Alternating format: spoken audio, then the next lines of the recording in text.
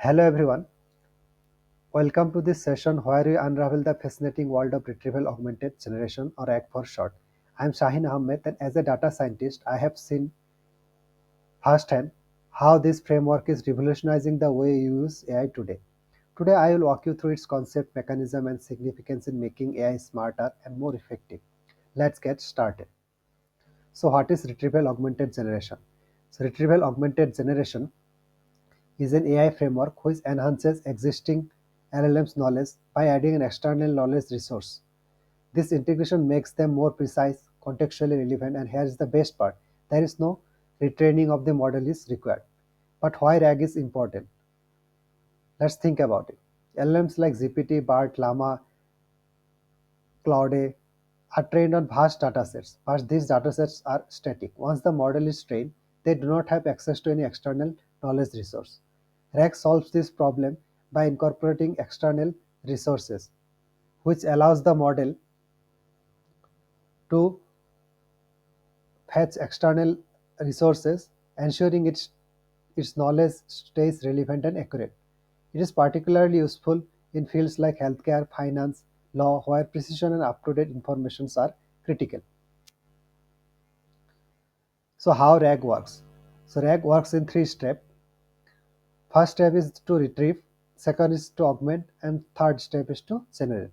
So when user asks a question, RAG begins by retrieving the relevant information from a pre-built knowledge base. This could be anything from indexed documents to structured data. Then once the information is retrieved, it is combined with the LLM existing knowledge. This is where the augmentation happens, blending the LLM's existing knowledge and the external resources seamlessly.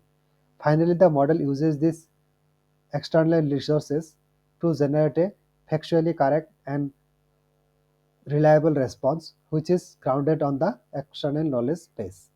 So think of it as having a library and a research scholar. So when you ask a question, the research scholar goes through the books in the library and finds you the most relevant information and gives you a coherent and fine tuned answer based on the requirements. So how knowledge base is created? So the data may be in different format like image, documents, video, audio. So these are unstructured dataset. Usually for LLMs we use documents like text datasets, PDF, images. So these data sets are first pre-processed and cleaned, and then they are chunked into smaller parts. These chunks of data are passed through an embedding model which converts them into vector representations because the LLMs cannot understand the text dataset or image directly. So we need to convert them into numbers using these embedding models.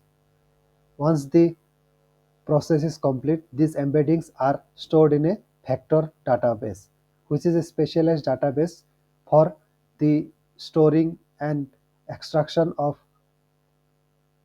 vector embeddings. So how retrieval works? Once the query is asked by the user, it is converted into embeddings using the same embedding model for converting used for the converting the documents into vector embeddings. This query is then used to find most relevant documents from the database. So the query embedding is compared with all the embeddings present in the vector database and most similar queries are found. So let's say we have found 10 similar documents, then top 3 or top 5 may be considered for the final response generation. Now, how generation step works.